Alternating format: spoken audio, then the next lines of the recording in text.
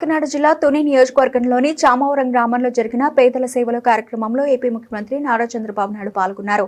తుని నియోజకవర్గం విచ్చేసి సీఎంను జిల్లా ఇన్ఛార్జి మంత్రి నారాయణ, ఎమ్మెల్యే యనమల దివ్య, కాకినాడ ఎంపీ తంగళ ఉదయ్ శ్రీనివాస్, రాజ్యసభ సభ్యుడు సానా సతీష్, మాజీ మంత్రి యనమల రామకృష్ణుడు స్వాగతం పలికారు. అనంతరం జరిగిన బహిరంగ సభలో బాబు మాట్లాడుతూ పేదల సంక్షేమమే తమ ప్రభుత్వ ప్రధాన లక్ష్యమని అన్నారు.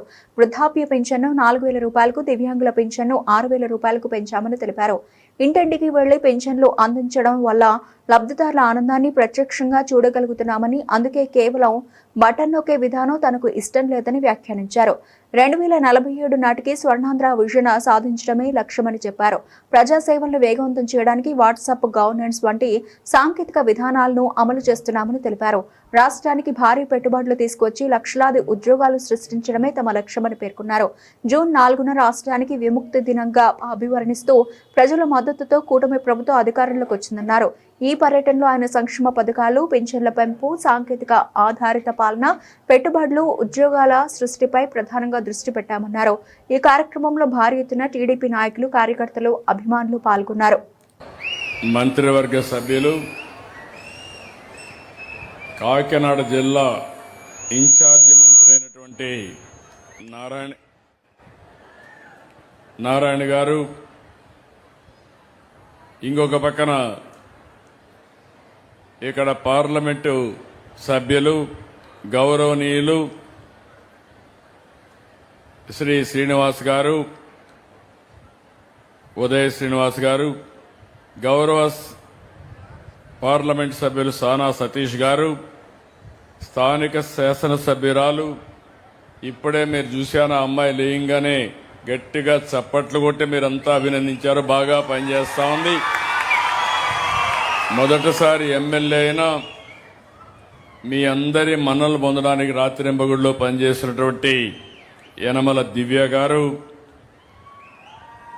అదే మరి ఇక్కడ జిల్లా కలెక్టర్ అయినటువంటి హరేంద్ర ప్రసాద్ గారు, గౌరవనీయురాలు ప్రిన్సిపల్ సెక్రటరీ కరుణ గారు, ఇక్కడే నా పక్కన ఇద్దరున్నారు. ఇద్దరు కుటుంబాలను మీరు చూస్తే ఇప్పుడే నాగవాణి విషయం చెప్పింది, బంగారు కుటుంబం. ఇంకో పక్క వరలక్ష్మి రెండో బంగారు కుటుంబం. ఇంకొక పక్కన ఇక్కడ చూసినప్పుడు ఇద్దరు మార్గదర్శులు ముందుకొచ్చారు, తాతయ్య గారు, చంద్రశేఖర్ గారు.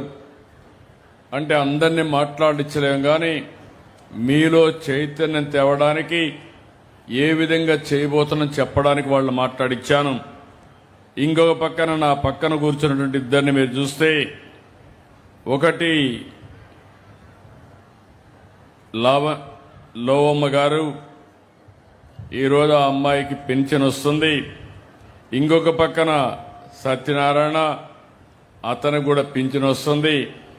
నా పక్కండోళ్ళందరినీ మీరు చూస్తే ఎమ్మెల్యేలు, ఎంపీలు, మంత్రులు ఆ పక్క కూర్చున్నారు, నా మధ్య మాత్రం వీళ్లే కూర్చున్నారంటే నా ఆలోచన అంతా కూడా వీళ్ళ మీదనే ఉంటుందని చెప్పడానికే ఇది చేస్తున్నామని చెప్పి కూడా నేను మీకు తెలియజేస్తున్నా. ఈరోజు పేదల సేవలో పింఛన్ల పంపిణీ చామవరం నాకెప్పుడూ గుర్తుంటుంది. నాకు మొదలు తారీఖు వస్తానే గుర్తొచ్చేది పేదలకి ఏం చేయాలి, ఎట్లా మిమ్మల్ని పైకి తేవాలని ఆలోచిస్తాను. అదే సమయంలో ఈ తుని నియోజకవర్గం ఒకప్పుడు తెలుగుదేశం పార్టీకి కంచుకోట. ఆ రోజు యనమల రామకృష్ణ గారి యొక్క ప్రాతినిధ్యం. రాష్ట్ర రాజకీయాల్లో అన్ని విధాల మన నాయకుడు ఎన్టీ రామారావు గారు పార్టీ పెట్టినప్పటి నుంచి తిరిగి ఆయన యాక్టివ్ పాలిటిక్స్ లో ఉన్నంత వరకు గెలుస్తూనే వచ్చాడు. కానీ ఎప్పుడైతే ఆయన ఇండైరెక్ట్ ఎలక్షన్స్ అనుకున్నాడో అప్పుడు నియోజకవర్గం దెబ్బతినింది. ఇప్పుడు దివ్య గారు వచ్చారు. నాకు ఏమాత్రం అనుమానం లేదు, రాబోయే రోజుల్లో తుని నియోజకవర్గం తెలుగుదేశం పార్టీకి కంచుకోటగా, ఎన్డీఏకి కంచుకోటగా ఉంటుందని చెప్పి నేను మీకు తెలియజేస్తున్నా.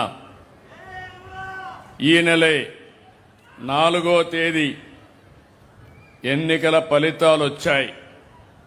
ఈ నెలకు ఒక విశిష్టత ఉంది, ఒక హిస్టారికల్ మంత్ ఇది.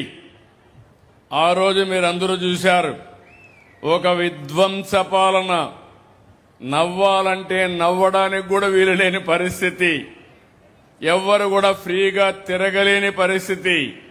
ఇప్పుడు మీరు ఇక్కడికి వచ్చారు, చాలా ఫ్రీగా ఉన్నారు. ఆ రోజు మనుషుల్ని మొబిలైజ్ చేసి చుట్టుపక్కల ఫెన్సింగ్ వేసి ఎవరు పోకుండా పట్టుకొచ్చి అవసరం కందకాలు కూడా తవ్వి బలవంతపు మీటింగ్ పెట్టే పరిస్థితికి వచ్చారు. మీ మనసుల్లో మేము ఉండాలి కానీ బలవంతం చేస్తే ఎవ్వరూ సహించరని మరొక్కసారి మీ అందరికీ తెలియజేస్తున్నా. అందుకే ఆ రోజు నేను మా మిత్రుడు పవన్ కళ్యాణ్ గారు ఆలోచించాం. ఆ రోజు పవన్ కళ్యాణ్ గారు ఒకే మాట చెప్పారు, ప్రభుత్వ వ్యతిరేక ఓటు చీలడానికి వీలు లేదు, ఈ రాష్ట్రాన్ని పునర్నిర్మాణం చేయాలి, ఆ బాధ్యత నేను కూడా సహకరిస్తా, ఇద్దరం కలిసి పనిచేయాలని మొట్టమొదటిసారిగా పొత్తు అనౌన్స్ చేసిన వ్యక్తి పవన్ కళ్యాణ్ గారు అని చెప్పి కూడా నేను మీకు తెలియజేస్తున్నా. ఇంకో పక్కన ప్రధానమంత్రి నరేంద్ర మోడీ గారు ఆ రోజు బీజేపీ ముందుకొచ్చారు. 3 పార్టీలు కలిపి మన ప్రియతమ ముఖ్యమంత్రి వర్యులు శ్రీ నారా చంద్రబాబు నాయుడు గారికి నా పాదాభివందనాలు. తుని నియోజకవర్గ ప్రజల తరపున వారికి స్వాగతం పలుకుతున్నాము.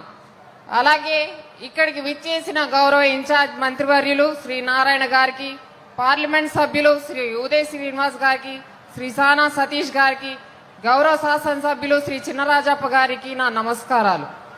ఇక్కడికి వచ్చిన కూటమి పార్టీల కార్యకర్తలకు, అధికారులకు, మీడియా ప్రతినిధులకు నా ధన్యవాదాలు. అశేషంగా ఈ సభకు వచ్చిన తుని నియోజకవర్గ ప్రజలందరికీ కూడా నా అభినందనలు. అందరికీ స్వాగతం, సుస్వాగతం. ఈరోజు మన అందరికీ ప్రత్యేకమైన రోజు. మనందరి ప్రియతమ నాయకుడు, modern day visionary leader, honourable CM Shri Nara Chandrababu Naidu గారు పాటు పెన్షన్ డిస్ట్రిబ్యూషన్ కార్యక్రమంలో పాల్గొనడం మనందరికీ ఎంతో ఆనందదాయకం. ప్రతి నెల 1వ తారీఖున మనమందరం కలిసి పెన్షన్ ఇస్తున్నాం. కానీ ఇవాళ మన ముఖ్యమంత్రి గారి చేతుల మీదుగా పెన్షన్ ఇవ్వడం మన తుని నియోజకవర్గానికి నిజంగా ఒక మెమరబుల్ ఈవెంట్, మరువలేని అంశం. సమాజంలో అత్యంత అవసరమైన వృద్ధులకు, వితంతులకు, దివ్యాంగులకు, ఇతర అర్హులైన లబ్ధిదారులకు ప్రతి నెల ఇచ్చిన మాటకు కట్టుబడి పెరిగిన పెన్షన్ అందజేస్తూ వారి జీవితాలలో భరోసా నింపుతున్నది మన కూటమి ప్రభుత్వం.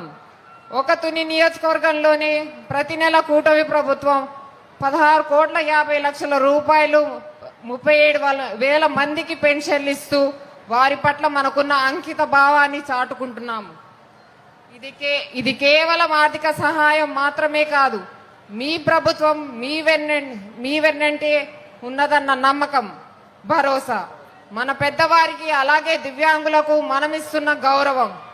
పెన్షన్లు 1వ తారీఖు వారి ఇంటికి వద్దకే అధికారులు, ప్రజాప్రతినిధులు వచ్చి ఇవ్వడం మన కూటమి ప్రభుత్వం యొక్క ప్రత్యేకత.